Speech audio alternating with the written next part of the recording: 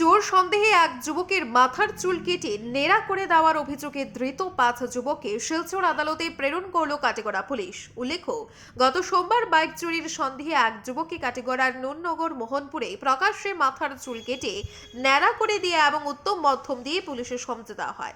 এরপর সামাজিক মাধ্যম সহ বিভিন্ন সংবাদ মাধ্যমে চোর সন্দেহে যুবককে মাথা ন্যাড়া করে দেওয়ার ঘটনার ভিডিও ভাইরাল হতেই পুলিশ নড়ে চড়ে বসে। জানা গেছে, কাটিগড়া পুলিশ মেহবুব আলম মাঝার বইয়া সহ একাধিক ব্যক্তির বিরুদ্ধে মামলা দায়ের করেছে। এরই মধ্যে মঙ্গলবার রাতে 5 জনকে আটক করে পুলিশ। তারা হলো রুবেল আলম চৌধুরী, জিয়াবুর রহমান চৌধুরী, আবুল হোসেন বরভুইয়া, দেলোয়ার আহমদ চৌধুরী এবং শাহজামুল ইসলাম চৌধুরী। তাদেরকে বুধবার কাটিগড়া থানার লকআপে রেখে টানা জিজ্ঞাসাবাদ চালায় পুলিশ।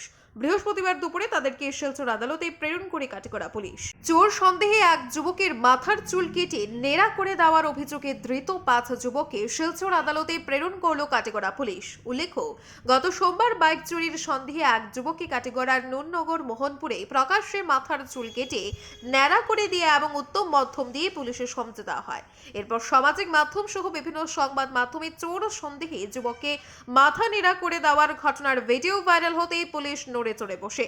জানা গেছে, কাটিগড়া পুলিশ মেহবুব আলম মাঝার বইয়া সহ একাধিক ব্যক্তির বিরুদ্ধে মামলা দায়ের করেছে। এরই মধ্যে মঙ্গলবার রাতে 5 জনকে আটক করে পুলিশ। তারা হলো রুবেল আলম চৌধুরী, জিয়াবুর রহমান চৌধুরী, আবুল হোসেন বরভুইয়া, দেলোয়ার আহমদ চৌধুরী এবং শাহজামুল ইসলাম চৌধুরী। তাদেরকে বুধবার কাটিগড়া থানার লকআপে রেখে টানা জিজ্ঞাসাবাদ চালায় পুলিশ।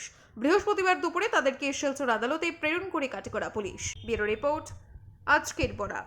আপনারা দেখছেন আজকের Barak, a house of Adrija digital media.